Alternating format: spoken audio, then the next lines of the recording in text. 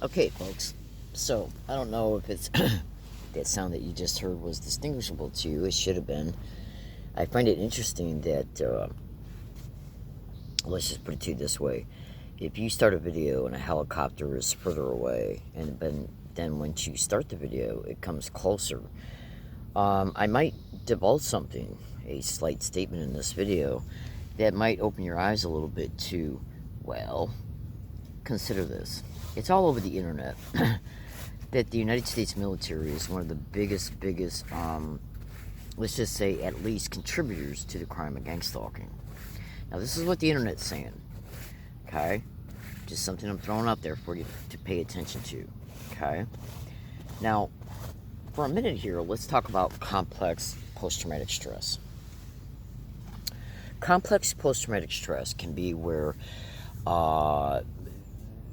people who have been in wars understand, most people who have been in battle in wars understand what post-traumatic stress is, and anybody can learn about post-traumatic stress just by spending a good afternoon researching it. Now, complex post-traumatic stress can be where there's many complexities that are attached to the symptomologies that make up that particular person's post-traumatic stress. Which means that let me just check my battery. I want to make sure that everything's copacetic. So listen to me very carefully, okay? And ignore my hair. My hair is kind of out of whack right now. And I'm not going to stretch this out into a long video. I want you to know right now that many other things can be said about this particular issue, okay? But what the goal of this particular video is to just bring to your attention some information about this issue. Now, while I'm talking to you, I'm going to get out this thing that I printed out from the internet. And if you can bear with me just a second, please. Complex post-traumatic stress, in part, can mean that when a human being endures something that is overwhelming to the mind and or body, and anytime anything is overwhelming to the body will absolutely be overwhelming to the mind. And a lot of times what the mind will do when it is faced with a trauma, biological trauma, which then results also in a psychological trauma, what the mind will and absolutely can do, and most often does, is that it will split into what is known as disassociation. And remember, these are just brief, very brief, brief rudimentary descriptions of this complex issue. But what the brain will do when it's enduring a biological trauma, which always includes neurological, is that it will disassociate from the event that is causing that trauma. And if it's an ongoing trauma, then the biological system will become programmed to absorb everything so you'll disassociate cognitively, which means that you will be separated from your conscious deliberations at least partially, because the mind cannot handle what is happening to the body. What's happening to the body is what's also happening to the mind. So the mind, what it will do is it will disassociate from its conscious health, from your in real time conscious observations, awareness, and even deliberations, because the mind, the limbic system, has become extremely active. Your adrenaline's going, your heart rate's going, your breathing is going, your cortisone is going, the whole 9 yards. And since the mind is perceiving that something is happening to them biologically, and also you can also be simultaneously traumatized to the brain. So if you're enduring a crime that has happened to you physically from chin down and even chin up as well, the brain will definitely disassociate from a good majority of its cognitive executive functions, which is your critical thinking, your analytical processing, your deductive and inductive reasoning, and even common sense. Because the goal at that time, the brain, it uses this mechanism of disassociation so that the mind does not become overwhelmed with the trauma. And so it will disassociate into a dissociated state. But you do still have some partial right brain hemisphere. Your right brain hemisphere will go into overdrive because that is responsible for your unconscious awareness concerning a threat. And if the threat is external but observable and perceivable, then your right brain will definitely go into the disassociation will take place while the right brain is in pretty active. Okay. Now, so what will happen is that as long as the trauma is ongoing, you'll stay in this disassociated state, absolutely. And the brain is still storing what it perceives to be responsible for the trauma. Like, let's say, and I hate to use these types of analogies because they're pretty descriptive, but just bear with me, please.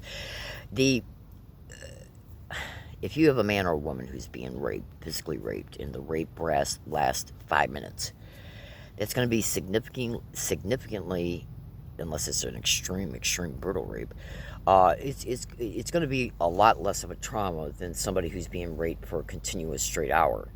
Okay? Now, the 5-minute rape and the hour-long rape will absolutely create disassociation. And if anything is going on in the environment during the rape, and the same thing goes for, I like to use Vietnam veterans as examples of this, people who have been infantry people in wars. The Vietnam War was very, very traumatizing because you didn't know where the enemy was next. Like, if you can imagine going into a woods, just bear with me. If you can imagine going into a woods, okay, and you're in the woods, and the woods has got a lot of thick brush, very densely populated with foliage, and sometimes you can't even see 5 feet in front of you. Okay, well, the way the Vietnam War went down concerning infantrymen was that you didn't know if you were going to step into a landmine. You didn't know if an enemy was going to pop out of a bush. You didn't know if a grenade was going to be thrown at you from somebody close by. Okay, many different types of scenarios. And so the Vietnam veterans that fought in the Vietnam War in the jungles went through hell. You better believe they did, folks. Absolutely, because they always, while they were disassociated from seeing their fellow infantrymen being traumatized, blown up, killed, maimed, burnt, the whole 9 yards, they didn't know when the next attack was going to come, because they were still in the environment that was responsible for the things they've already seen and endured while they were still in the environment. So the Vietnam War veterans, and I'm not claiming they're any more important than any other veteran from any other war theater, but they are a great example, because your right brain is responsible for observing what's going on in your environment. It's unconscious awareness, especially when it comes to threat assessment. Now, when we go through traumas, if we're in an environment where we're enduring a trauma at, the environment then becomes complexly attached to the trauma. Okay? Just like domestic violence victims, when they've been repeatedly, even just once, attacked in a home, and then they go back to that home, even before they go in the door, they're going to start having flashbacks of those prior abuse episodes. So when a person is experiencing abuse and trauma, okay, many things can become ingrained in with the trauma. Smells. If a person was forced to eat something by their abuser, then whatever they ate can literally become, I know that sounds a little bit bizarre. Even what they ate could become part of the complex trauma. Something they smelled during the trauma can also act as a trigger in the future. You smell it again, Boom. Something you hear can become part of that complex trauma. Something you see. Anything you hear, see, taste, smell, or touch that is related to a trauma becomes part of the fragmented memories of that trauma.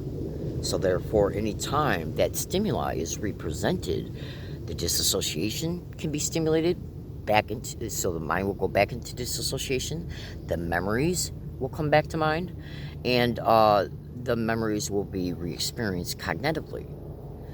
Now, in gang stalking crimes, the sick, demonic, filthy whores who host it, and they know what they are. They know exactly what they're doing because this crime is meticulously, every single thing they do is based on psychological operations, intentionally created psychological operations to intentionally create the effects that are created. Like when they stage a rape, they might use one or two men.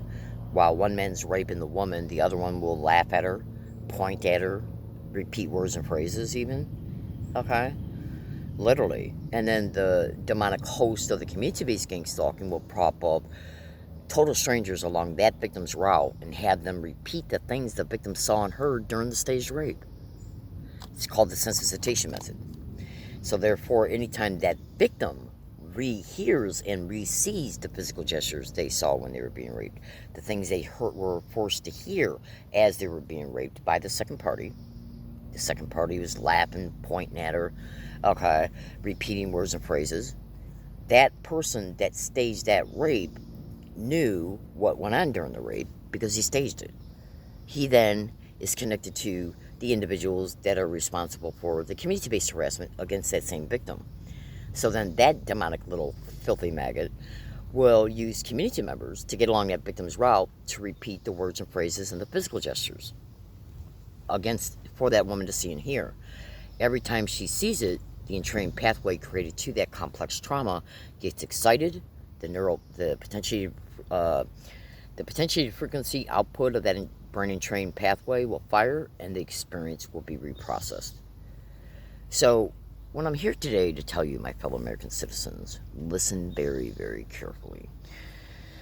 Between April 4th, if memory serves me correctly, the dates are, if it's off by a day or two, no big deal. But between April 14th and April 16th of 2023, I am personally aware of a gang stalking victim who was on a public property, and they were experiencing horrific directed energy weapons and electromagnetic weapons and non-consensual radiotelemetry torture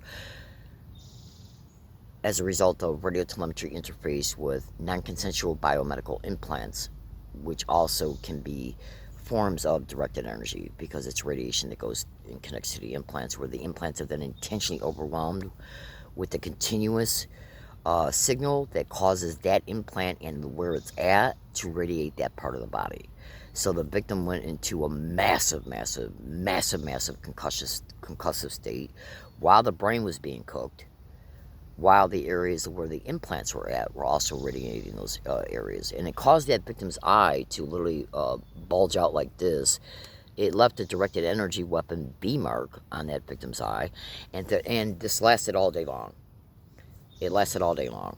Okay, the victim could barely hear out of their ears at the same time. Now, while all of this was going on throughout at least a 6-7 hour period, at least out of 5 of those hours, military helicopters were directly above that victim, directly above them for 5 straight hours.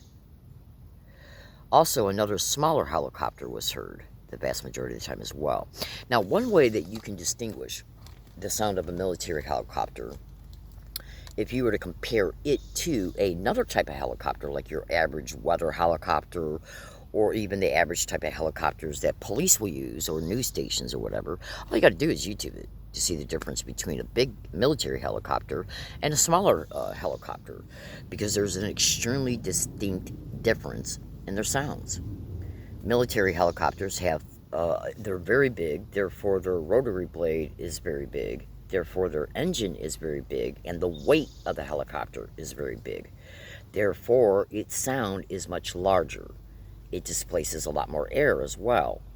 The sound of his engine is a lot louder and extremely significantly different. You can auditorily differentiate between a military helicopter and a regular helicopter. And you need to pay attention to this as well.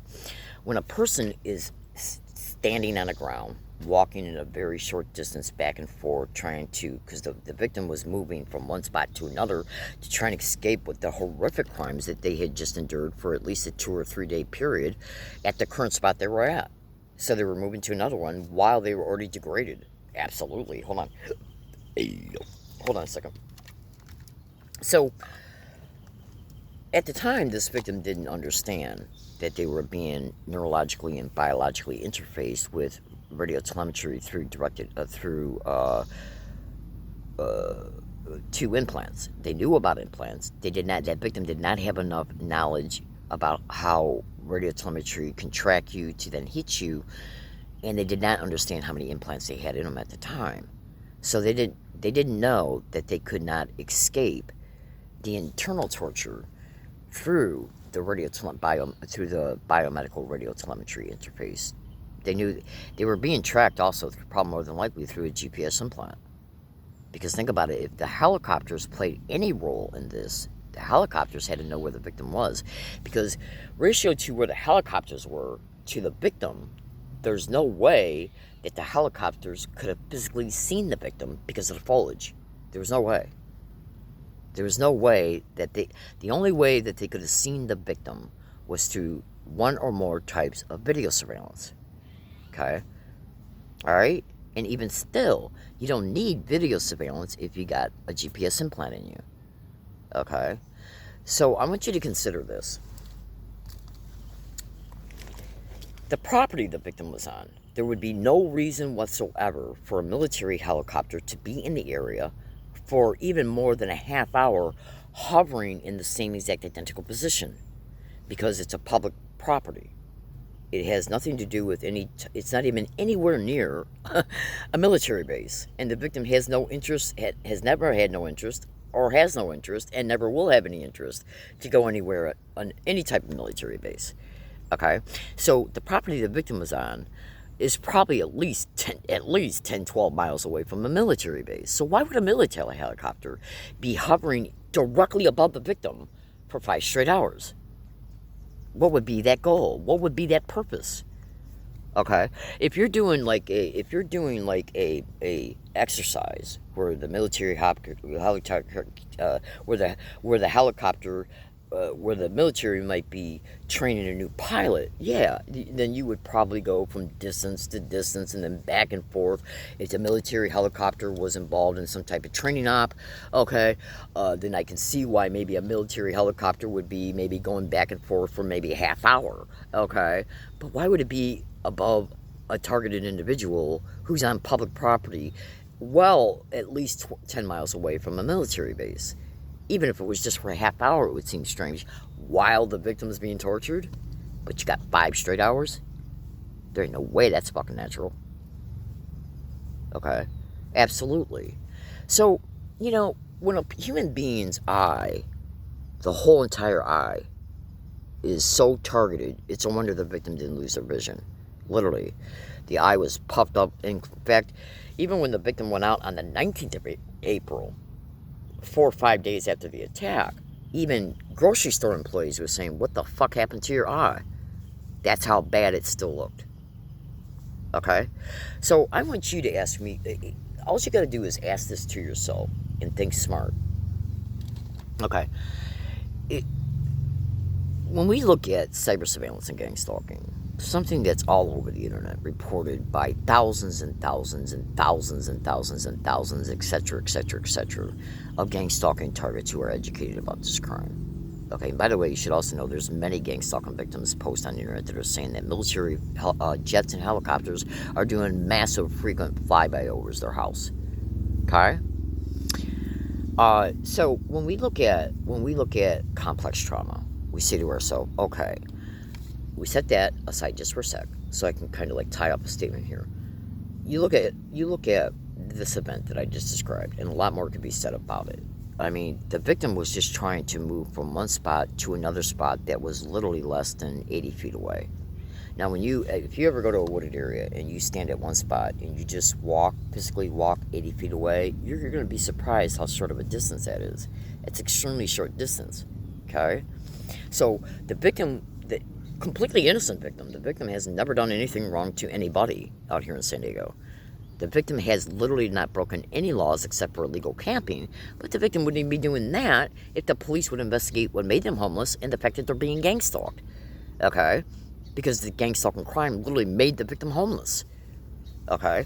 So, the victim doesn't do anything illegal, doesn't do any drugs, doesn't steal, doesn't hurt nobody, doesn't bother nobody when they go along the routes. The victim is just an average person, okay? Now, hold on a second. The victim has become a high-profile whistleblower, I guarantee you that. All right, now, hold on a second. Let me feed my birds. Now, so I want you to think about this. I think it was on the 14th is when the victim made the decision to move to the spot they were going to move to when this trauma took place. The trauma took place between the first spot and the second spot, okay? So when the victim was moving between the two spots is when the trauma was taking place. So that right there also shows mobile targeting. Oh, absolutely. I could take you to that. Absolutely. I could literally take you to that spot, my fellow American citizens. Okay, is it on this property, by the way? All right, now, so let me go back for a second. I want you to consider this. Tens of thousands of victims of this crime are all over the internet. Thousands and thousands of them are all over the internet, openly stating that every single bit of their cyber activity is being monitored by these wild, vicious, demonic, totally insane animals. Okay, completely insane. They're criminally insane to the highest order, folks. No joke. Okay, so absolutely.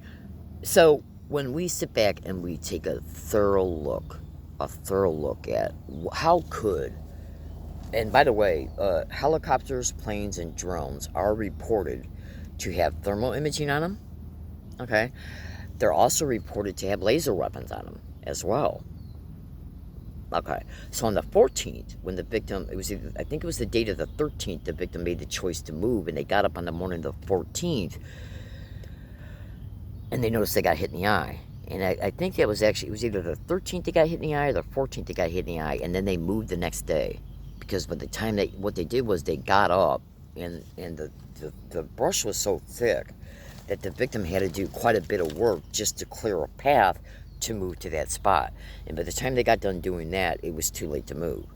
So the victims, and that's when the victim initially got hit in the eye.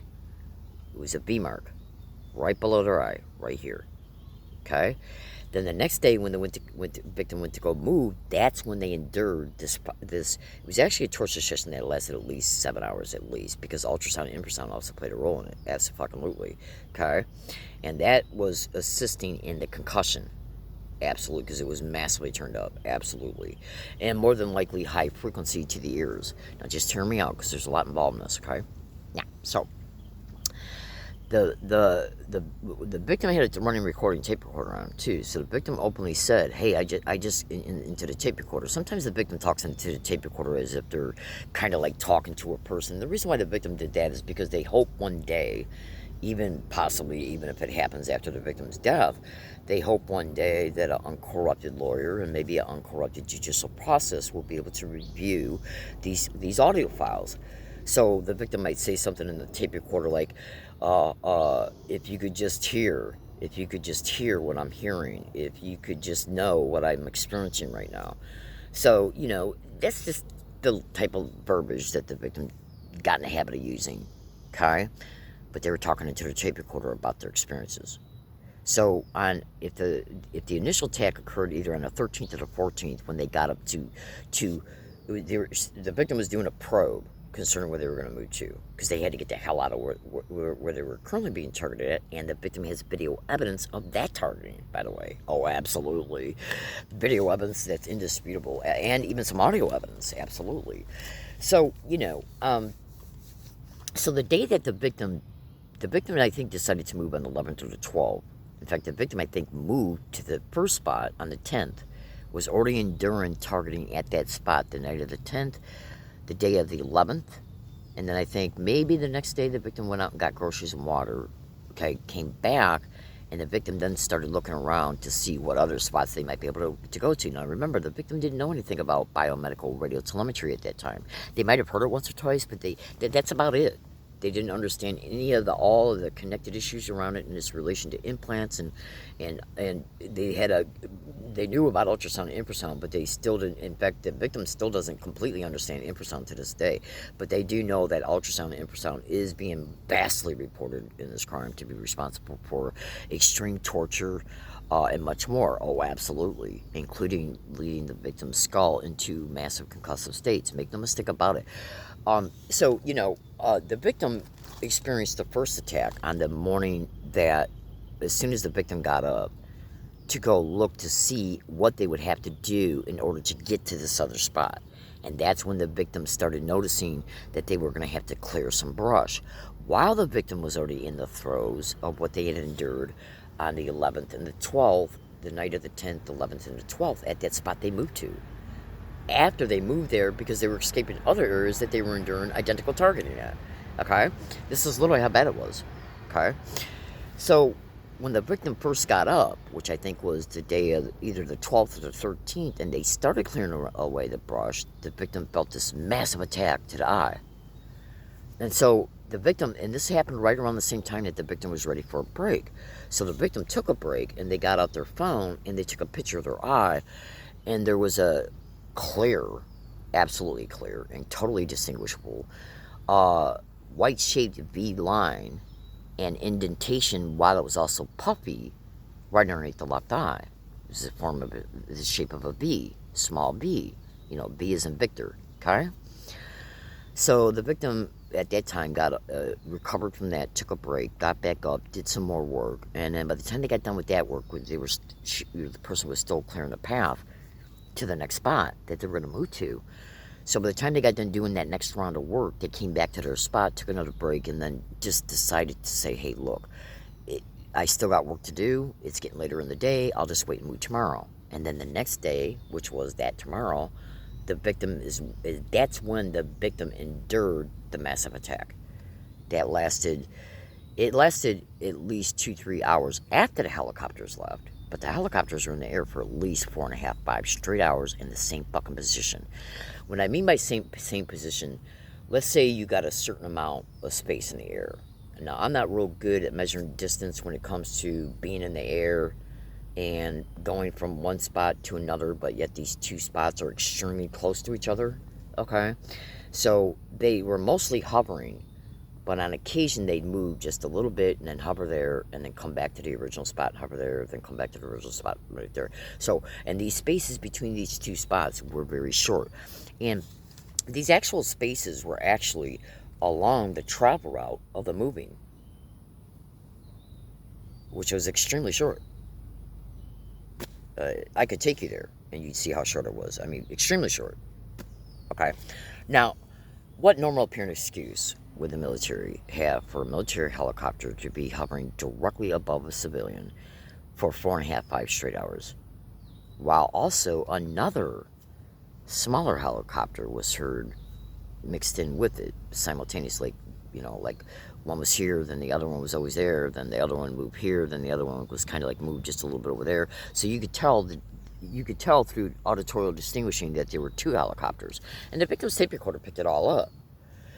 Now, by the time the helicopters left, the eye was already starting to massively, puff out massively. It turned all red, purple. It looked like somebody had beat the victim in the eye with at least 12 massive punches. Easily. And it stayed that way for, the bruises weren't completely gone until like the 23rd of April. Okay, and then when the victim moved away from there to get the hell away from there, they got tortured almost identically in the same way at several different areas, all the way up through August of 2023. Now, the same type of brutal attacks occurred against the victim on a different property in 2022, and the victim has indisputable evidence of this, and on at least one occasion, okay, helicopters were directly above that victim.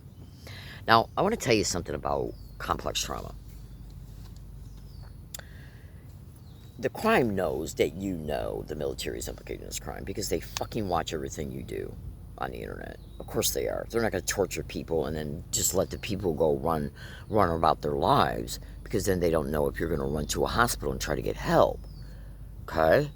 You better believe it. Okay? Absolutely. So, all victims of this crime are saying the same thing, that their everyday activities are monitored and surveilled, tracked. All online activity monitored, surveilled, tracked, distinguished, scrutinized, and so on. Okay? So if you got thousands of victims, thousands and thousands of very educated victims all over the internet saying that, yes, the technologies that's being used in these crimes directly came from the freaking military, do you really honestly think there's no truth in that anywhere? Anywhere at all? Okay, like Boyce skull, remote neural monitoring, the microwave hearing effect, okay, directed energy weapons, okay, electromagnetic weapons, electromagnetic fields. They have no part in it whatsoever. They don't even know about it. Right. Okay. Sure they don't. Alright. Now, oh God, Lord help me. Alright, now, in fact, I tell you what I'm going to do, if you can just bear with me for a second. This is a little bit off mark concerning the specific topic that I've been stating, the event that I've described, and if you can just bear with me 1 second. Hold on a second.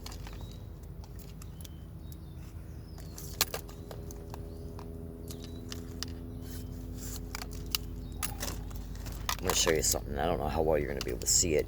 And by the way, if my neck looks dirty, it's because I got to go to the laundromat because some of my bandanas are dirty, and I think I put some dirty ones on thinking that they were clean ones, wet ones, because it's been real hot out here lately. Let me show you the back of my neck. Okay.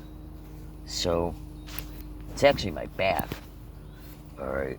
So, this area right here, right when I take my finger away. Okay. And I'm going to show you the back of my head. I don't know if I'm actually showing it to you, though, because I can't see how well I'm navigating the phone concerning orientating it at the right spot. Alright, so anyways, let's go back to talking about complex trauma for a minute. Okay. These same amount of very educated victims who are all over the internet, all